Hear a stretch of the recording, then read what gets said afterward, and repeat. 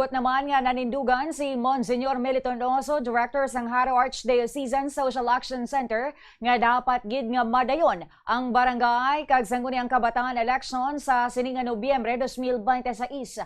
May kaangtaran ini sa ginaduso nga postponement sang eleksyon sang pila ka mga kongresista kaangay kanday Negros Occidental 3rd District Representative Javi Benitez kag Leyte Representative Richard Gomez. Sa interview sang Bombo Radio kay Monsignor Oso, iyagin pahayag nga daw kaangay nga nagapinagusto na lamang ang mga kongresista sa pagbago sang schedule sang eleksyon. Suno sa iya kinamatarong sang publiko nga magpili sang bago nga mga lider. Ilabi na kung magyara na ang mga ini sa nakitaan nga makaduluda nga aktibidad sa ilang lugar. Nagahingyo man si Monsignor Oso sa mga kongresista nga respetuhon ang konstitusyon kag ang kinamatarong sang publiko sa pagpili sang ila naluyagan nga mga kandidato.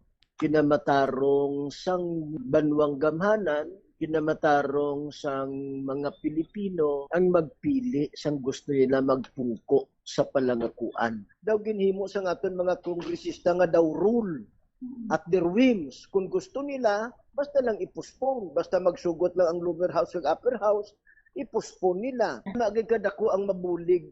Halimbawa, kung nakita sang banwang gamhanan, ng ila barangay official, ang ila SK, daw, forgive the word ha, daw si Saldico sang San West maghulag, kundi sintensyahan, kundi mauntat ang kabalbalan na ginahimo nila.